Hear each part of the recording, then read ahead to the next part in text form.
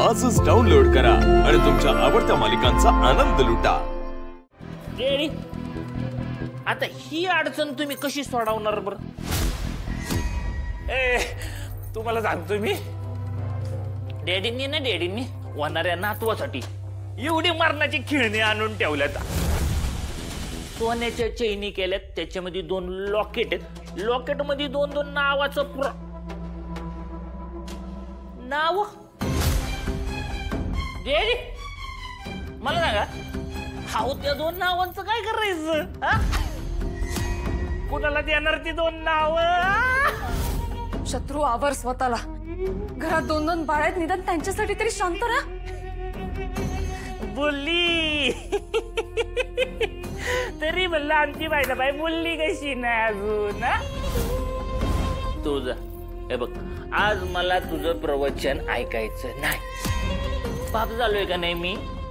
शांत वाचायचं। विसरलो का नाही? डॅडीशी बोलत होतो ना मी। थांब। तर आजोबा, ओ आजोबा, सरते शेवटी नियतीने तुम्हाला ओव्हरटॅक केला। अयो, आता राग देऊन डोळे मोठे करून उपयोग काय? स्वतःला देव समजून घडणाऱ्या गोष्टी बदलायला निघाला होता ना तुम्ही। काय झालं? आता तुम्हाला कळलं असेल की सगळं तुमच्या मनासारखं नाही होऊ शकत। अहो तुम्ही देव नाही हे मान्य करा आता। थोबाड बंद ठेवा चिरंजीव। नाही ठेवणार मी थोबाड बंद, आज मी बोलणार। तुमच्या सगळ्या प्लॅनची माती झाली तरी मी तोंड बंद ठेवायचं। तुमच्या राजेशाही वंशाला दिवा मिळाला नाही तरी मी तोंड बंद ठेवायचं। अहो दोन्ही पुरी झाल्या घरात तरी मी तोंड बंद ठेवायचं का?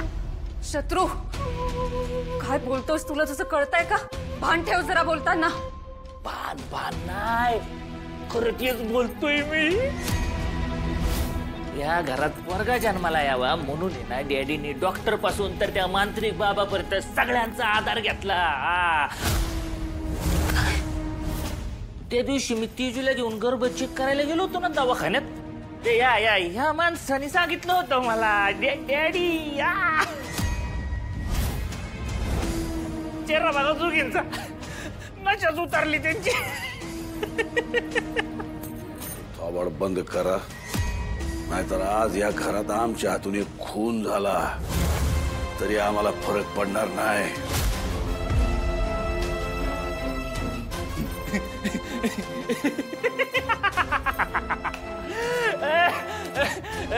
लय आनंद झाला होता माझ्या बापाला। म्हणे आमच्या घरात पहिली पोरं जन्माला येणार। काय झालं? होय, तेजूनीची आज तुमची फजिती गेली ना, फजिती, त्यामुळं मला लय मजा आली। माझा सुस्ता मला लय हसायला येतं। डॅडींनी तेजूला मुलं व्हावी म्हणून इतकी खालची पातळी गाठली असेल तर या घरात ही तेजूच्या मुलींना कसं सांभाळतील? त्या इथे सुरक्षित राहणार नाही।